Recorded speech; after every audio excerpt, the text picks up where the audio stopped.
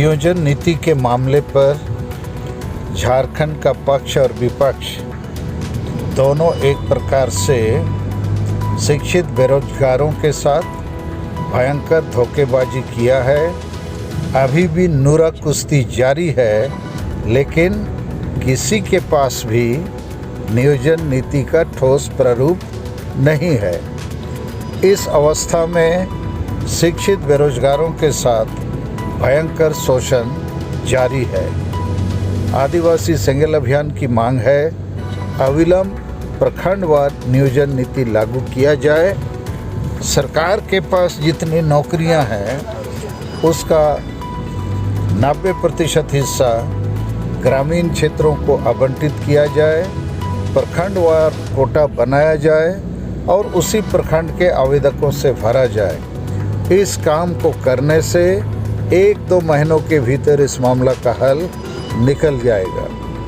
दूसरी बात, सोरेन खानदान ने अब तक आदिवासियों का सर्वाधिक वोट लेकर सर्वाधिक धोखा देने का काम किया है। पहले केवल और केवल वोट बैंक के लिए उन्होंने ग्राम प्रधान अर्थात माझी हड़म लोगों को मानदेय देने का फैसला लिया और वो मानदेय दिया जा रहा है। अभी फिर कल के कैबिनेट बैठक में फैसला हुआ कि आदिवासी धर्म गुरुओं को मोटरसाइकिल दिया जाएगा। इसके पीछे भी मनसा वोट बैंक का है, आदिवासी समाज सुधार का नहीं है। चूँकि परंपरा के नाम से वंशानुगत नियुक्त माझी हड़म आदि 99% अनपढ़, पियक्कड़, संविधान कानून से अनभिज्ञ, देश दुनिया की कोई जानकारी नहीं रखते हैं, तो उनको मानदेय देकर, मोटरसाइकिल देकर आदिवासी समाज का भला नहीं होना है। और इसीलिए अब तक आदिवासी समाज में नशापन, अंधविश्वास, डायन प्रथा जैसी कुरीतियों का चलन जारी है और वोट आने से आदिवासी हानिया, दारू, चखना रुपये पैसों में वोट की बिक्री करता है।